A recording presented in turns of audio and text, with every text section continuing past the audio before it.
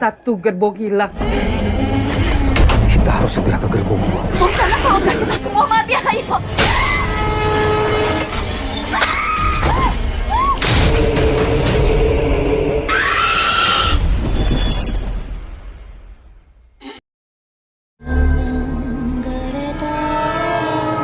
Hai, halo guys, makasih udah klik video ini dan selamat datang kembali di Nostalgia Movie.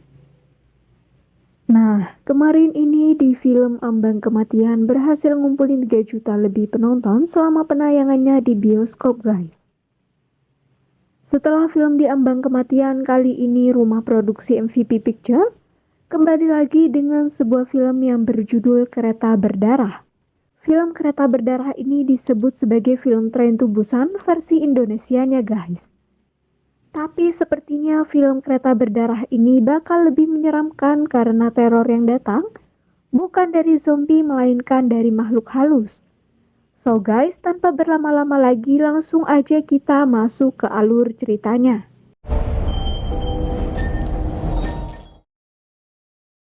Jadi film ini tuh nyeritain berawal dari seorang wanita yang bernama Purnama.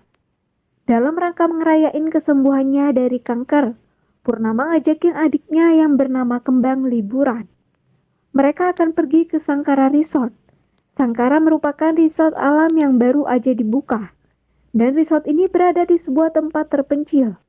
Untuk bisa sampai di sana mereka menaiki sebuah kereta api yang bernama Sangkara. Kereta ini memang khusus untuk melayani perjalanan ke resort tersebut. Singkat cerita, perjalanan mereka ke resort Sangkara pun dimulai guys. Dan dari brosur yang didapati para penumpang bakal masuk terowongan. Begitupun dengan Purnama dan Kembang. Saat itu Kembang asik ngeliat pemandangan yang ada di sepanjang perjalanan. Tapi ada juga beberapa penumpang yang wajahnya kelihatan kurang menyenangkan guys. Salah satunya adalah seorang wanita misterius berambut pendek Ramla. Wanita itu wajahnya terlihat cemas. Sementara itu, Kembang yang tadi sedang asik ngeliat pemandangan tiba-tiba ngeliat ada seekor burung di pinggir kereta.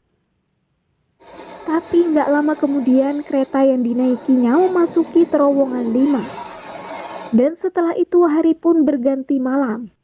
Awalnya memang nggak ada yang aneh dengan kereta tersebut.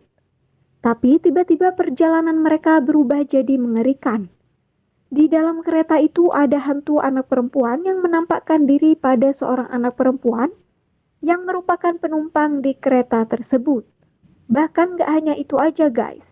Beberapa kejadian aneh dan teror mengerikan pun mulai dialami oleh para penumpang. Seperti gerbong 5 yang tiba-tiba menghilang, sampai ada beberapa penumpang yang mulai bertingkah aneh. Mereka ini hilang kesadaran sepertinya guys. Selain itu di sana juga mulai muncul sosok makhluk halus yang sangat menyeramkan. Sosok itu memiliki rambut panjang. Selain sosok tadi ada banyak sosok makhluk lainnya yang menghuni Sangkara. Dan makhluk yang sangat menyeramkan tadi menyerang penumpang dengan cukup sadis. Sampai memakan banyak korban. Hal ini tentunya ngebuat suasana mengerikan.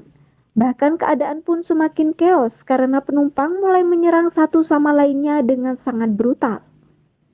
Apalagi ada beberapa penumpang yang mulai menyakiti dirinya sendiri guys.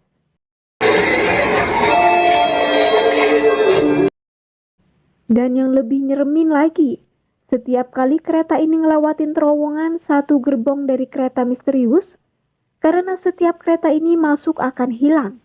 Saat ini nyawa para penumpang jadi taruhannya. Semua penumpang yang masih selamat tentunya berusaha untuk bertahan guys. Mereka harus menghentikan kereta sebelum memasuki terowongan yang selanjutnya. Atau gerbong 2 yang mereka tempati saat ini juga akan ikut hilang. Purnama, Kembang, Ramlah, dan seekor kru kereta yang bernama Tekun berusaha memperingati semua orang. Sayangnya peringatan itu mereka abaikan guys. Bahkan salah satu pria yang ada di sana nggak percaya sama sekali.